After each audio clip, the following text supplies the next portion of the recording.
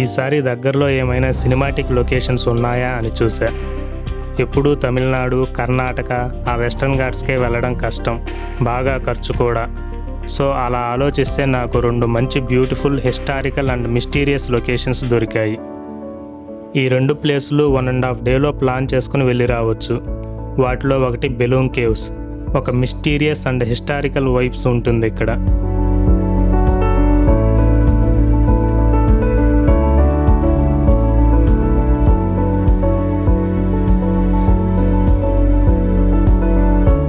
జమ్మలమడుగు నుంచి తాడిపత్రి వెళ్లే దారిలో వస్తుంది. నాకు నెల్లూరు నుంచి 4 అవర్స్ జర్నీ పట్టింది. ఇది 3 కిలోమీటర్ల పైగా విస్తరించి ఉన్న అండర్ గ్రౌండ్ కేవ్ సిస్టమ్. ఇది ఇండియాలోనే 2వ అతిపెద్ద కేవ్స్. 1884లో రాబర్ట్ బ్రూస్ఫుట్ అనే బ్రిటిష్ ఆర్కియాలజిస్టు ఫస్ట్ వీటిని వెలుగులోకి తీసుకువచ్చారు. దీనికి దగ్గరలో అంటే సుమారు 45 కిలోమీటర్ల దూరంలో బిల్లసర్గం అనే మరొక హిస్టారికల్ కేవ్స్ ఉన్నాయి. వాటి స్పెషాలిటీ ఏంటంటే పైన రూఫ్ అనేది ఓపెన్గా ఉండడం వలన ఆది మానవులకు అది ఒక న్యాచురల్ షెల్టర్ లాగా ఉపయోగపడింది. అందుకే బిల్లసర్గంలో ఆది మానవులు బెలూమ్ కేవ్స్ కంటే ముందు నుంచే నివసించినట్లు అనేక ఆధారాలు దొరికాయి.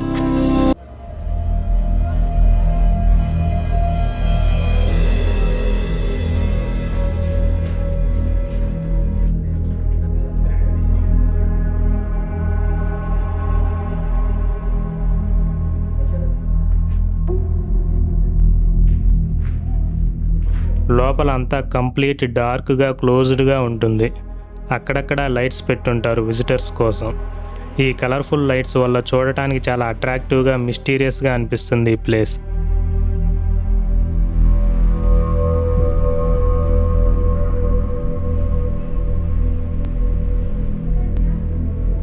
ఇక్కడ బిఫోర్ క్రైస్ట్ 4500 సంవత్సరాల క్రితమే మనుషులు నివసించారు.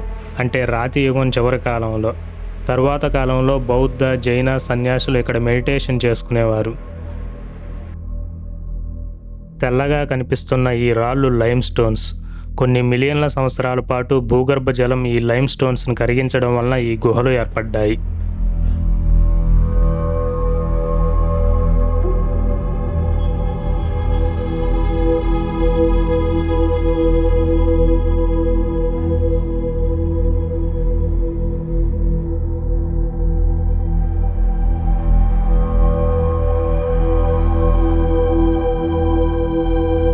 ఈ గుహలలో లోతైన పాయింట్ 150 మీటర్ల డీప్ వరకు ఉంది. ఇందులో పెద్ద పెద్ద హాల్స్ నుంచి చాలా సన్నని, ఒక మనిషి మాత్రమే పట్టే దారులు కూడా ఉన్నాయి.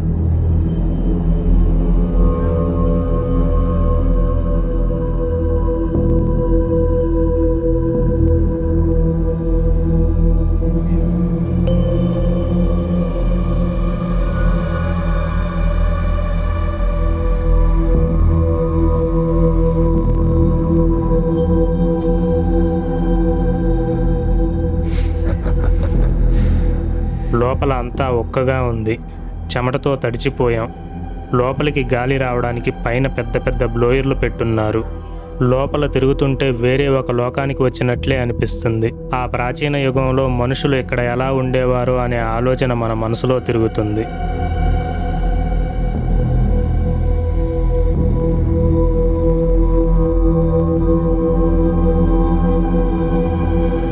ఈ ప్రాంతంలో వర్షాలు ఎక్కువగా ఉన్నప్పుడు పాతాళగంగ అనే అండర్ వాటర్ జలపాతం కూడా కనిపిస్తుంది. ఇప్పుడు లేదు.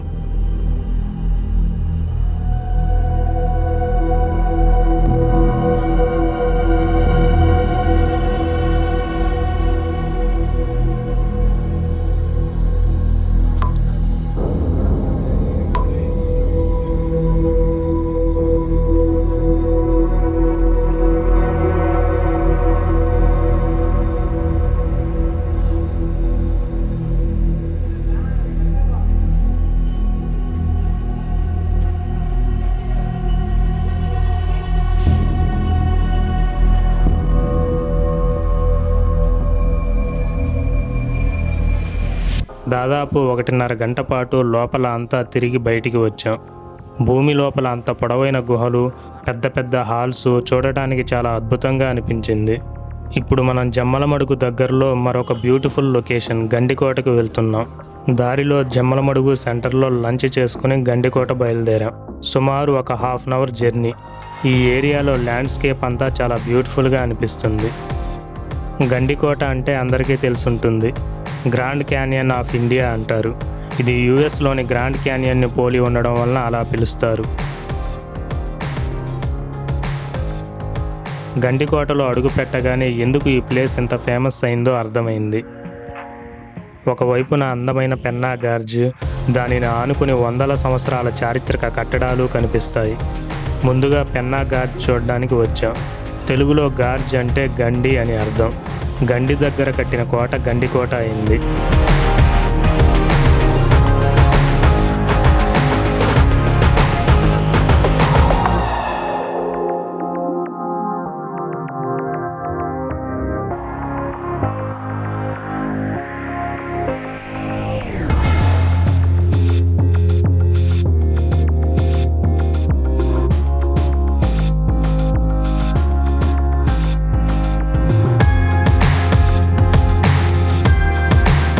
మిలియన్ల సంవత్సరాల పాటు పెన్నా నది ఎర్రమల కొండలను చీల్చుకుంటూ ప్రవహించడం వలన 300 అడుగుల లోతున ఈ గార్జ్ ఏర్పడింది.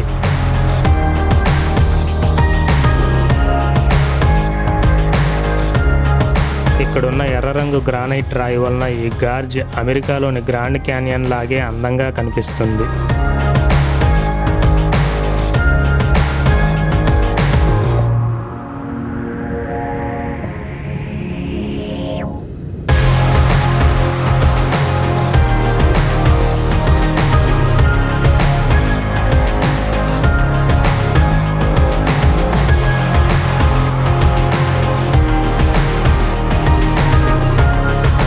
కోట చాలా చరిత్ర ప్రసిద్ధమైనది.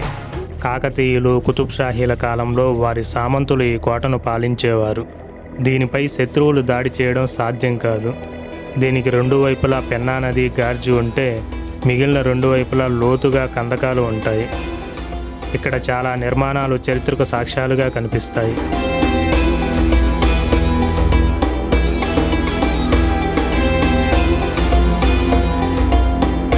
హిందువుల పాలనా కాలంలో మాధవరాయ టెంపుల్, కోనేరు లాంటివి, ముస్లింల పాలనా కాలంలో జామా మసీద్ లాంటివి నిర్మించారు.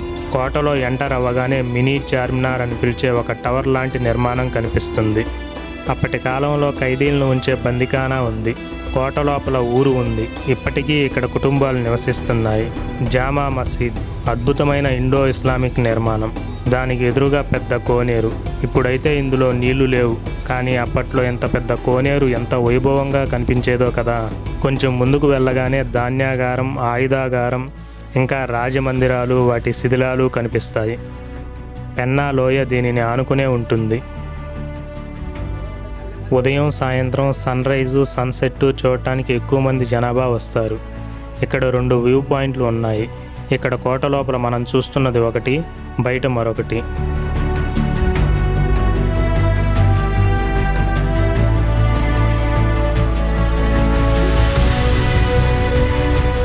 గ్రానైట్ బండలు ఎక్కి పైకి వచ్చాక వ్యూ అయితే అద్భుతంగా ఉంది.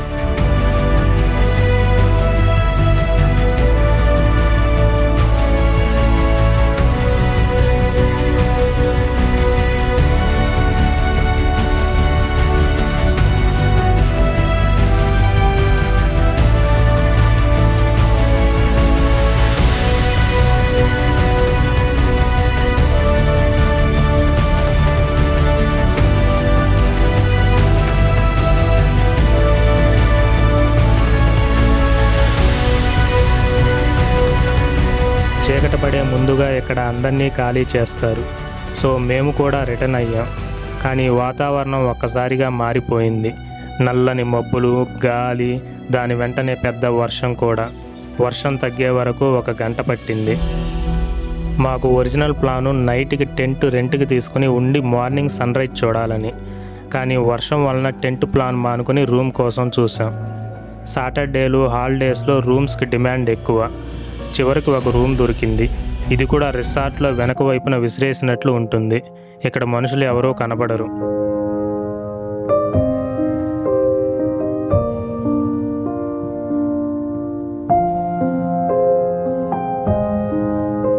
మళ్ళీ ఉదయాన్నే లేచి సన్ రైజ్ చూద్దామని బయలుదేరాం.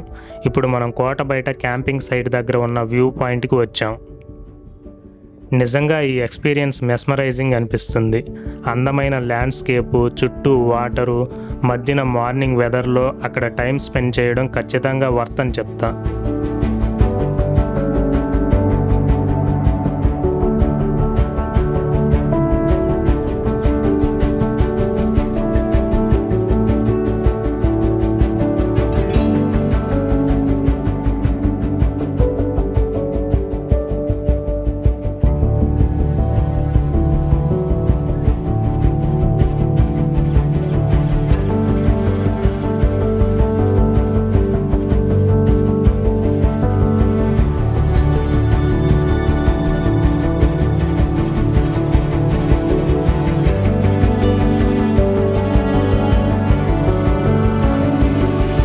షార్ట్స్లో చూస్తేనే ఈ ప్లేస్ అసలు బ్యూటీ కనిపిస్తుంది.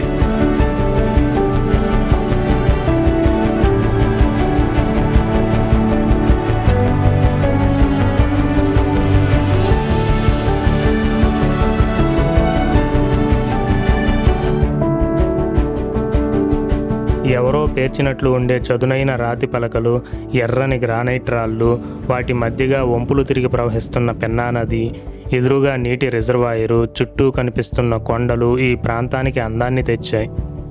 ఒక ట్రిప్లో మనం ఏం ఎక్స్పెక్ట్ చేసి వెళ్తామో అన్నీ ఇక్కడ ఉన్నాయి. టైంను బట్టి ఈ ప్లేస్ అందం కూడా మారుతుంది.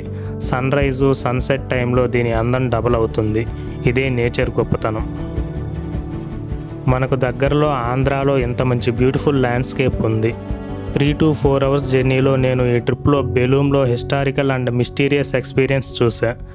గండికోటలో బ్యూటిఫుల్ ల్యాండ్స్కేపు, పోర్టు చూసా. మీరైతే ఈ ట్రిప్ గురించి ఏమనుకుంటున్నారో చెప్పండి. 1.5 days కంప్లీట్ చేయగలిగే ఈ ట్రిప్ మీకు నచ్చిందా? ఈ వీడియో మీకు నచ్చినట్లయితే లైక్ చేయండి, షేర్ చేయండి, నా ఛానల్ని సబ్స్క్రైబ్ చేయండి.